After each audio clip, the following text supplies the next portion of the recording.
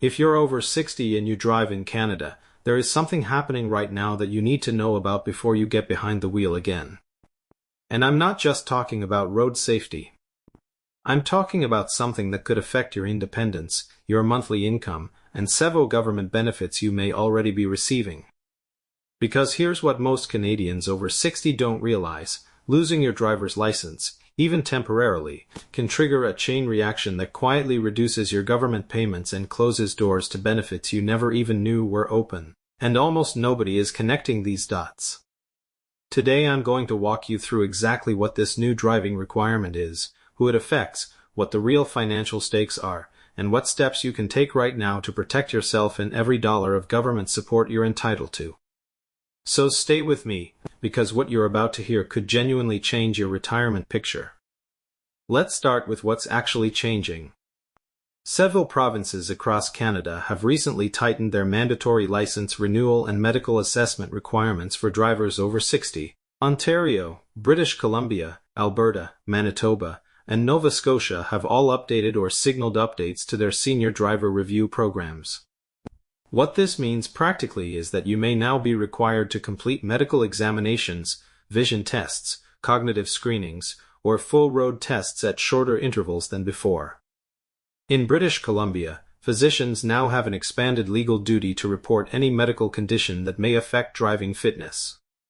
That reporting has increased significantly in the past year alone. In Ontario, active discussions are underway about lowering the mandatory review age and increasing assessment frequency.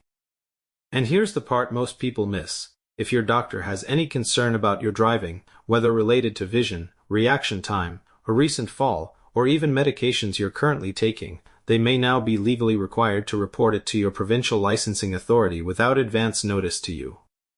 Most Canadians don't realize that a single doctor's report can trigger a license suspension review almost immediately, and once that process starts, how you respond, and how quickly, matters enormously, both for your driving privileges and for your financial situation. Here's where things become important. Your driver's license is not just about driving. It's your primary government-issued photo ID. It connects to your provincial health card system. And it's often the document used when communicating with CRA about your tax filings and benefit applications. Any disruption to your license status can create ripple effects that quietly touch your OAS, your GIS, and your Gulf Standard Time/Hawaii Standard Time credit payments. Let me give you a real example. Consider a 73-year-old woman living independently in rural Ontario. She receives Old Age Security, OAS, which currently pays up to $713 per month for seniors between 65 and 74, and up to $784 per month for those 75 and over. She also receives the Guaranteed Income Supplement, the GIS, because her income is modest. The GIS can add anywhere from several $100s to over $1,000 per month depending on her situation. Together, she may be receiving close to $1,700 or more every single month from the federal government. Now her doctor files a medical driving report. Her license gets suspended pending reassessment. She can no longer drive. Her transportation costs immediately jump. Groceries, medical appointments, pharmacy runs, everything now costs extra. Easily $300 to $500 more per month. Over a year, that's up to $6,000 in new expenses that were never in her budget. But here's what almost nobody tells her in that moment: there are federal and provincial benefit programs designed specifically for this kind of situation. Programs she already qualifies for but has never applied to. And if she doesn't know about them, she'll pay every one of those costs out of her own pocket indefinitely. This is where people often miss out. The Federal Disability Tax Credit, the DTC, is available to Canadians with a prolonged physical or mental impairment that markedly restricts basic daily activities. Vision problems, mobility limitations, or cognitive conditions that affect driving can qualify. If approved, the DTC is worth over $1,400 per year in federal tax relief. And in many cases it can be backdated up to 10 years. But there's more. Being approved for the DTC also opens the door to additional programs including the Registered Disability Savings Plan and the new Canada Disability Benefit currently being phased in under federal legislation.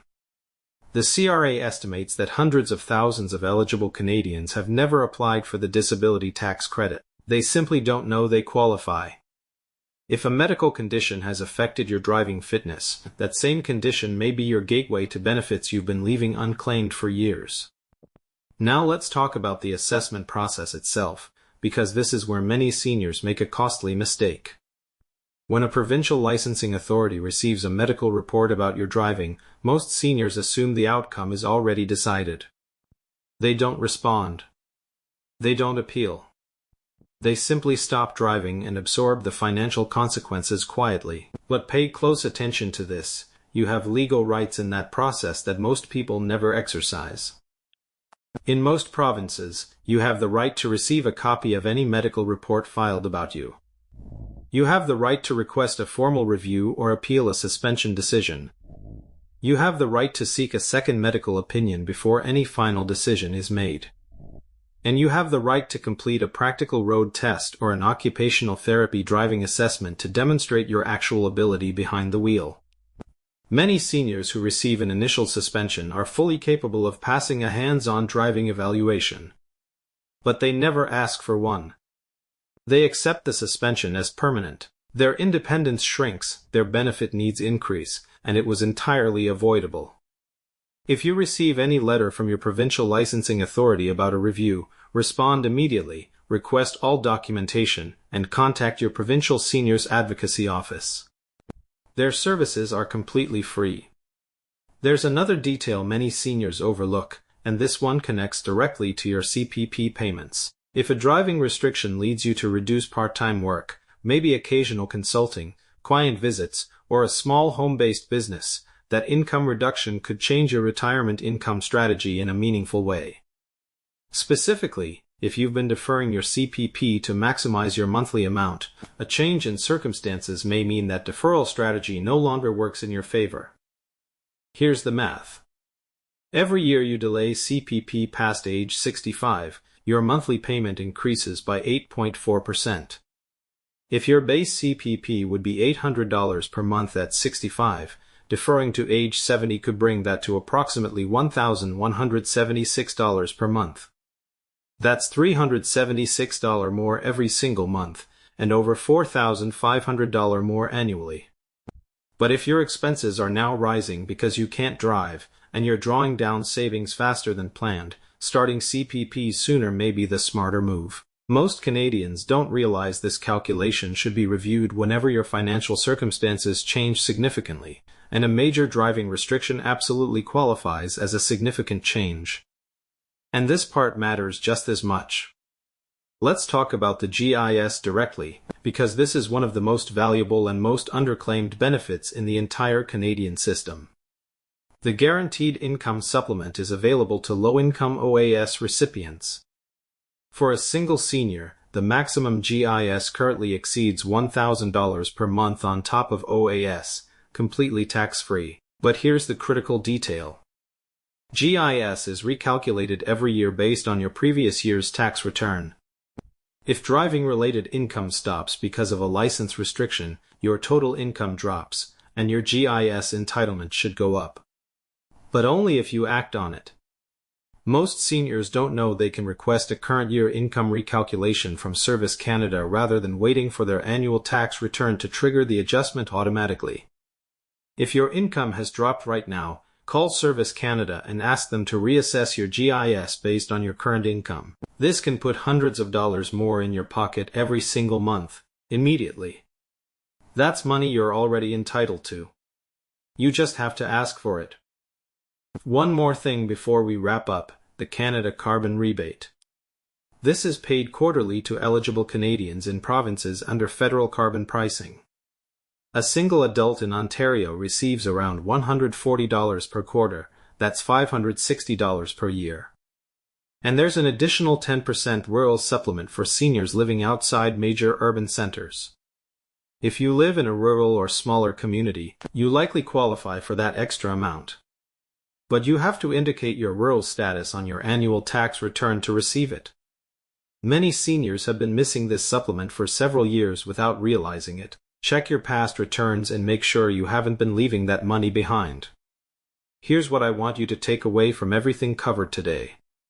The new driving requirements for Canadian seniors are not just a road safety issue. They are a financial issue. They can affect your independence, your monthly income, and your access to government benefits, all at the same time. And most of the people who will be affected have no idea what options are available to them. If you're over 60, review your province's current requirements now, before anything becomes urgent. Know your rights in the assessment process. If your driving is restricted, immediately explore the disability tax credit, review your GIS entitlement, reassess your CPP deferral strategy, and confirm you're receiving your full carbon rebate including the rural supplement. These are not small amounts. We're talking about potentially thousands of dollars per year that already exist in the system with your name attached, money you only receive if you know to ask. If this video helped you see something you didn't know before, please subscribe right now. This channel exists so you never miss a benefit update, a payment change, or a government deadline that could affect your retirement income. Every week I cover exactly the programs and opportunities that most Canadians only hear about after it's too late. Subscribe now, because when it comes to your government benefits, being informed even 1 week early can make all the difference.